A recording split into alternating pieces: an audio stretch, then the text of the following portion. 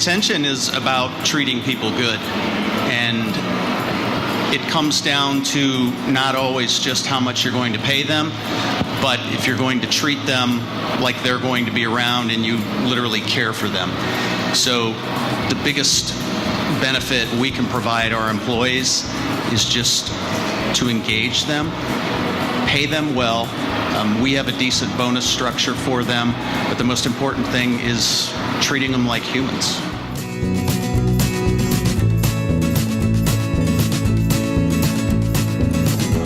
When you want to grow quick, you have to have an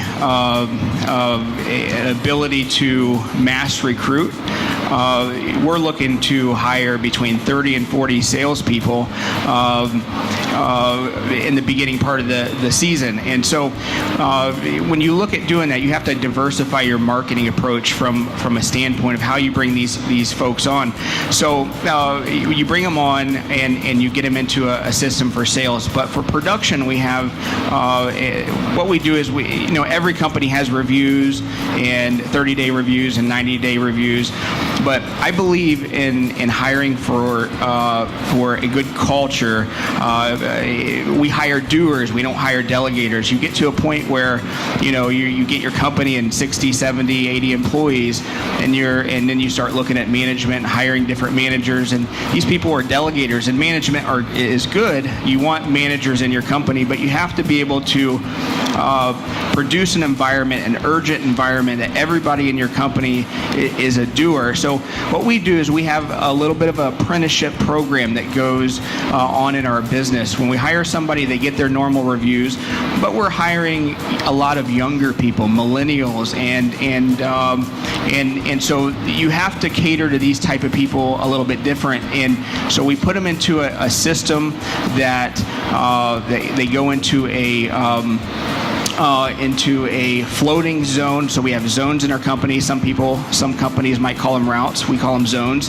And they're in a floating. That's the test area. We know that retention's probably going to be a little bit lower in those areas.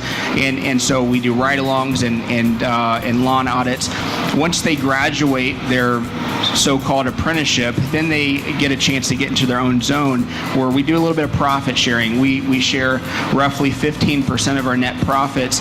So if you have benchmark standards of 35,000 or 40,000, Dan Gordon would be able to tell you more than I could about that. But whatever the benchmark is for our part of the United States, this allows them to earn a little bit more. So when you're hiring more of an entrepreneurial type spirit of a millennial, you have to allow them to expand their ability to earn versus just hourly or salary. And it allows us to keep the people, expand a little bit more, and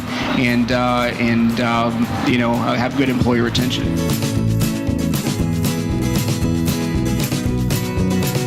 When you think of millennials, I mean, you can think of some of those stereotypes.